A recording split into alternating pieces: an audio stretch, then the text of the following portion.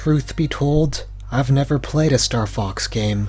The adventures of Fox McCloud were just never a part of my childhood. But what I had instead was none other than Ace Combat. Specifically, Ace Combat 04 Shattered Skies. And with all honesty, I'd probably consider it to be one of the most overlooked classics of the 6th generation. And I'm not simply referring to that gut punch of an opening, which still hits me to this day. One fleeing plane fell out of the skies, spiraling and spewing orange flames to crash by the Cape. The same Cape where my family lived.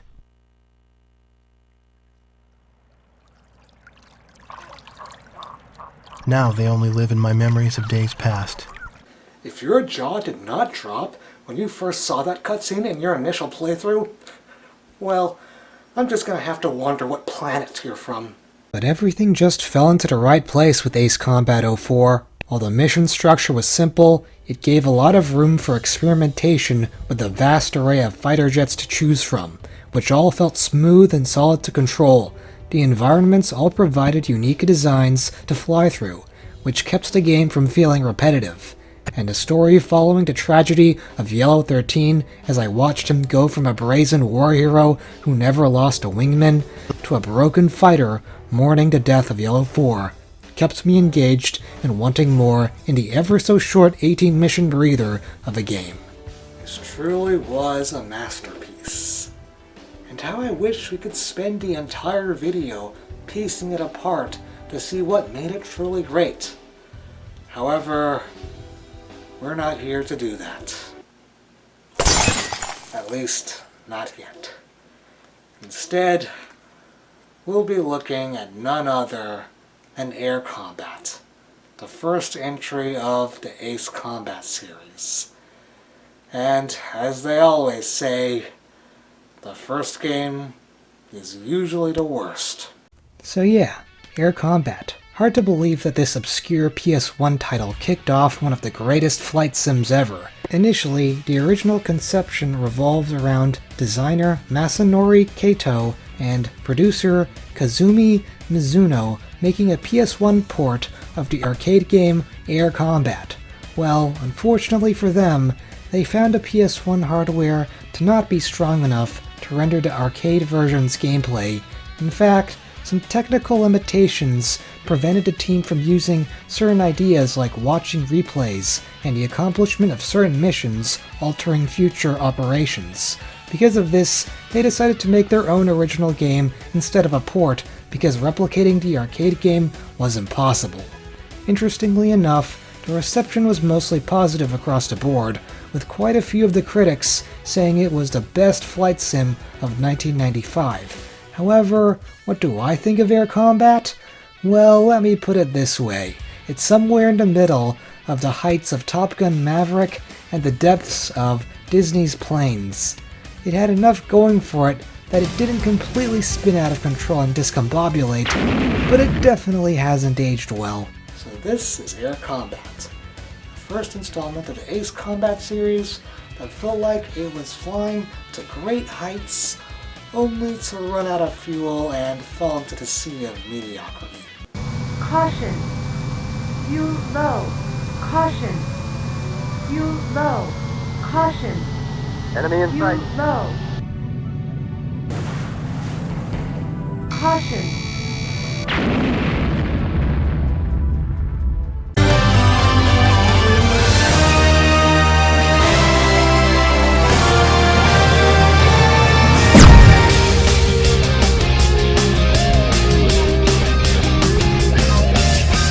So one of the few things this game does well is hook me in.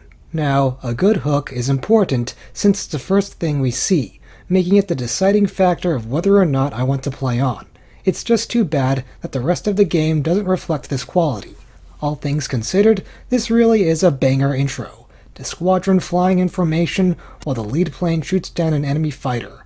But what really hones this in is that electric guitar riff playing over the scene.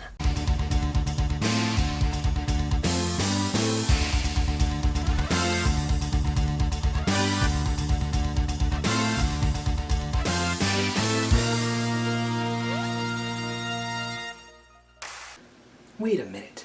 Is that those who fight further from Final Fantasy VII?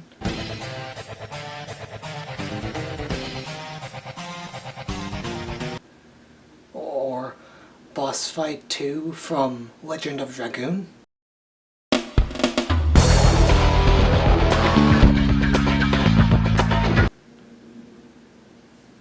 Wait a second.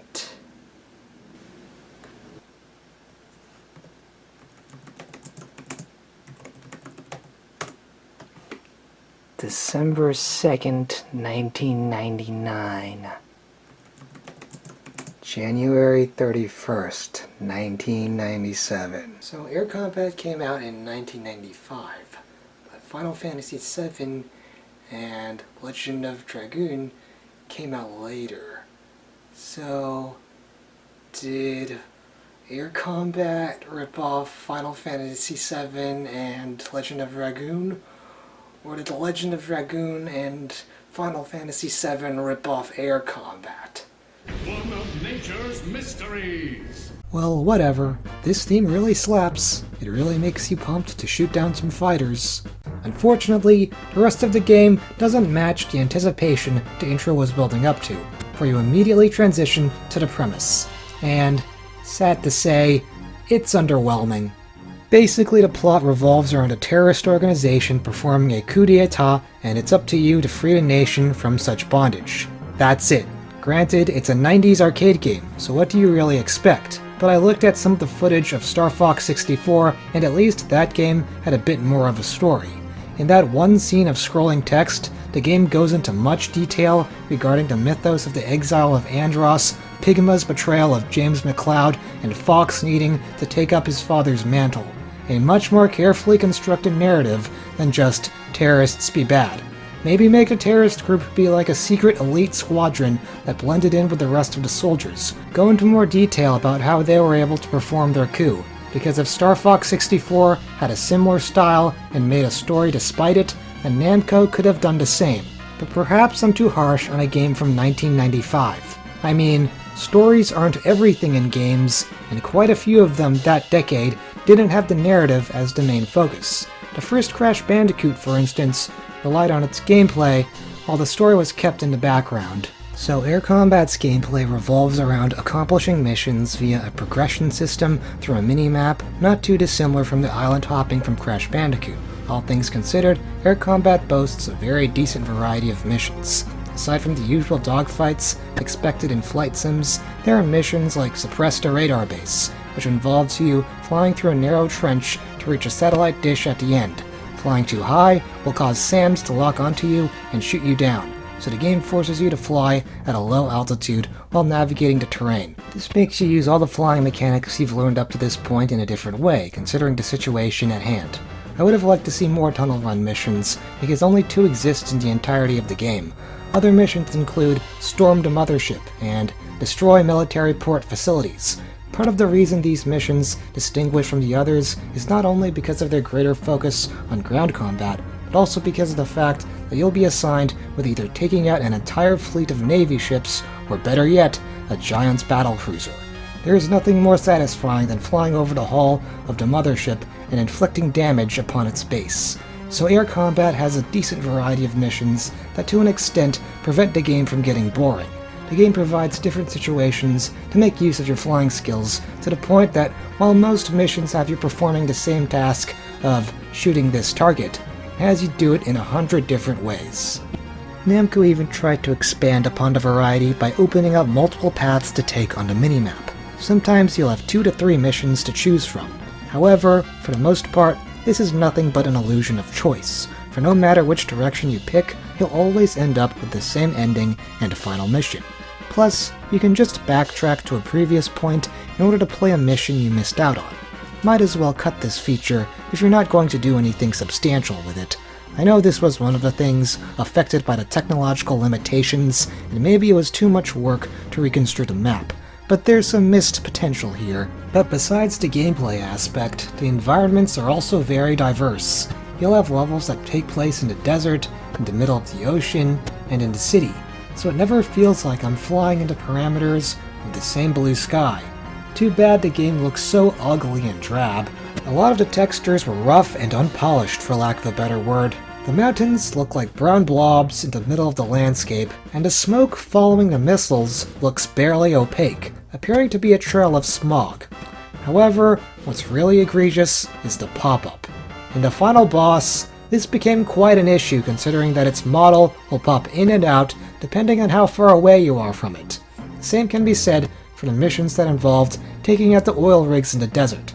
Considering that some of the targets are clumped together at a distance and don't appear on the radar, I was flying around listlessly, wondering which targets I'd missed to complete the mission. It turns out there were more targets when I flied a bit further from the center. Maybe the pop-up isn't completely to blame, since the targets weren't on the radar in the first place, but it certainly contributed to it. I know it might sound redundant to be criticizing graphics, but if I'm going to be looking at something for an extended period of time, at least make it look nice. However, while it may not be easy on the eyes, it is for the ears. Many of Air Combat's tunes are electric guitar riffs with some percussion mixed in, and boy is it jamming!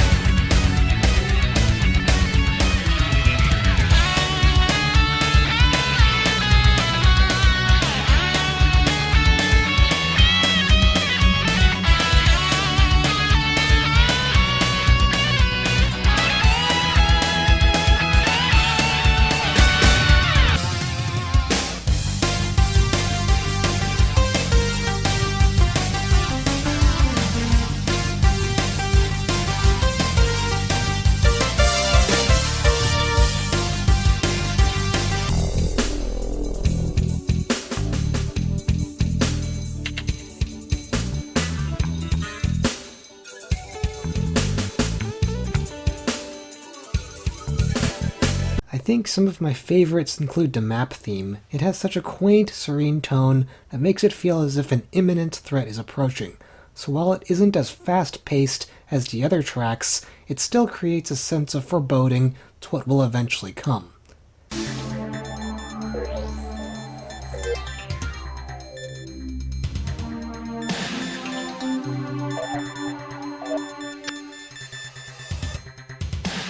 And the hangar music represents a more upbeat number, creating the feel that the pilot is readying for combat as they prepare their aircraft.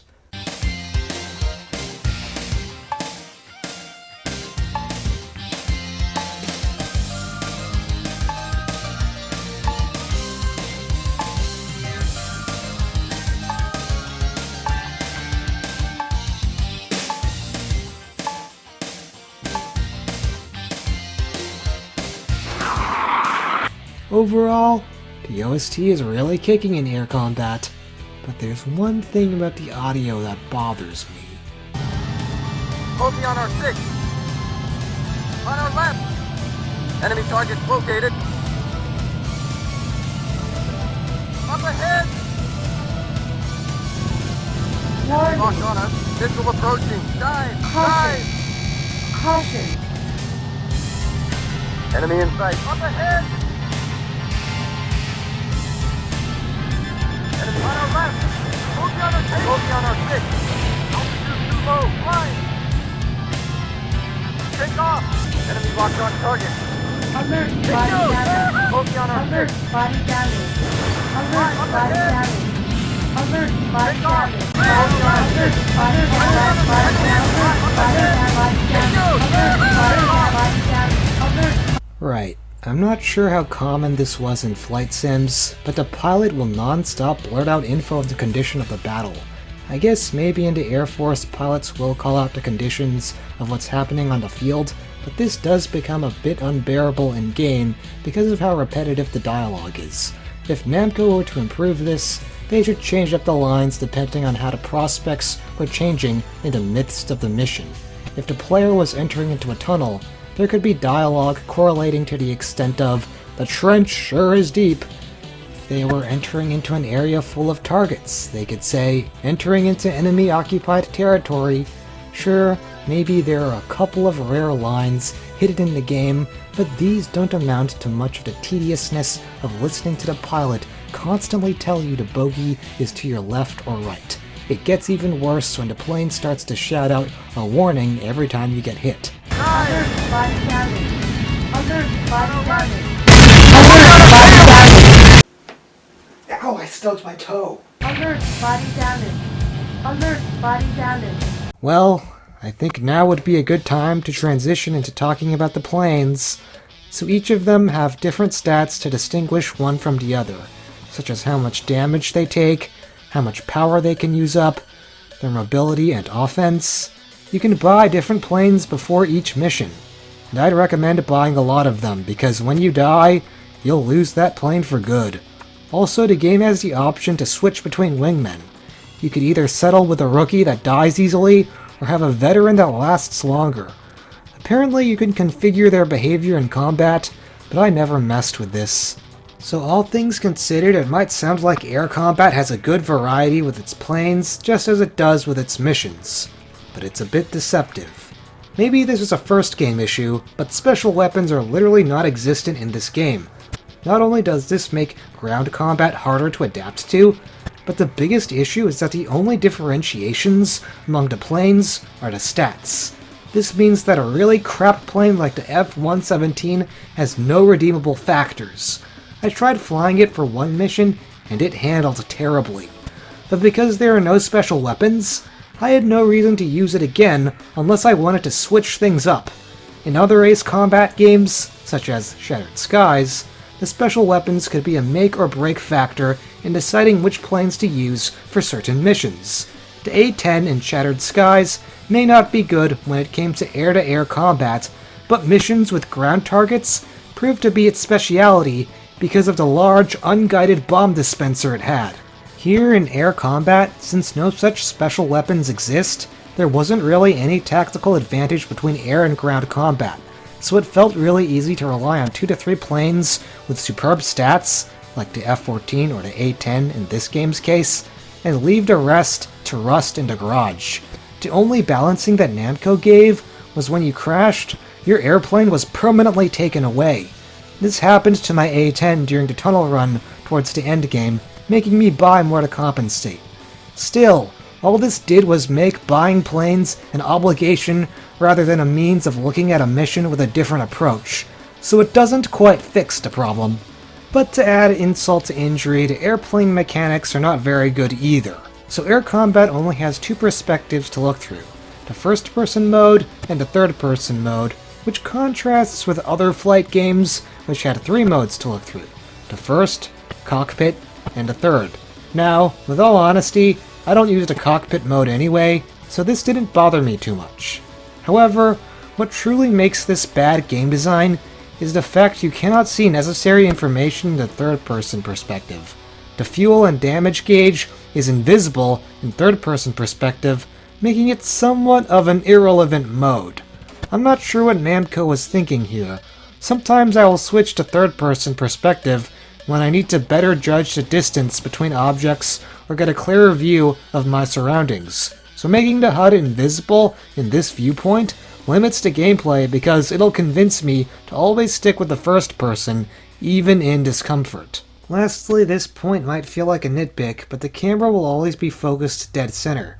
You can't move it left or right to see what could be behind you or to the sides. This minor inconvenience made it hard to detect where some missiles were coming from. So in order to dodge, I had no choice but to crush the left or right directional button, and just pray that I won't get hit. Sure, the other Ace Combat games had you dodging in a similar fashion, but at least they gave you the option to shift the camera to see your surroundings. This might be a generic first game issue fixed into successors, but it doesn't excuse the fact air combat's limited viewpoints made it worse to play. And there's not a mission more affected by this than the final boss. Here is where all the problems just came together and accumulated into one. Granted, I'll say that in concept, this is a pretty cool fight.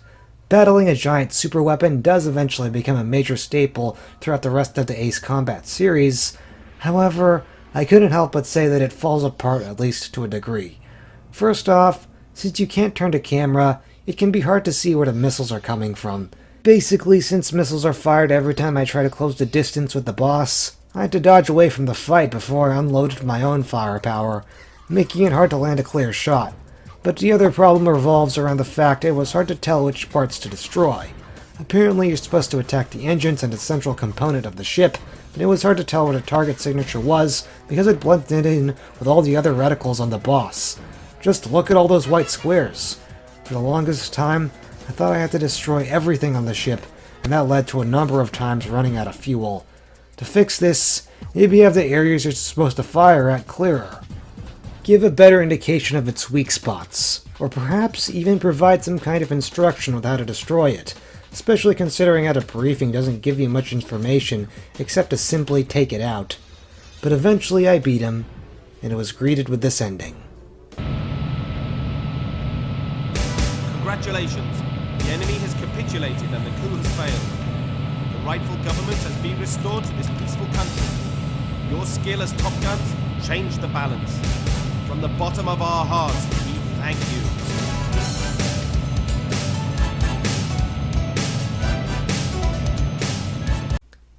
And you watch as your squadron soars into the air as the credits roll. And that was quite the ending, reflecting the okay nature of air combat. I compare this to the first Crash Bandicoot because it was the unrefined first installment that made the blueprints for the rest of the series. On the surface, it feels like there's a lot going for it. The missions are varied to the point that it feels like they differentiate enough, and the soundtrack is kicking. It just falls apart with the samey planes, ugly graphics, unbearable dialogue, and the limitations in the planes' capabilities. This being the first game, I'm not sure how fair it is to criticize it for these aspects, since the sequels fix them. While it's aged poorly, where would the other games be without it? On the other hand, the Ace Combat games are not a continuation. They're standalone games without an ongoing narrative, meaning you can just skip this one if you want. If you're a die-hard Ace Combat fan, then this might be for you, but if you're looking for a good flight sim, I'd give it a pass. Well, I've got nothing more to add. I'm Dave Reviews, and thank you for watching. Take off! Bogey on our 6. Don't forget to leave a like and On subscribe, our left! Pull out of it! or leave a comment. Pull out of it! Pull out of it! Pull out of it! Pull out of it!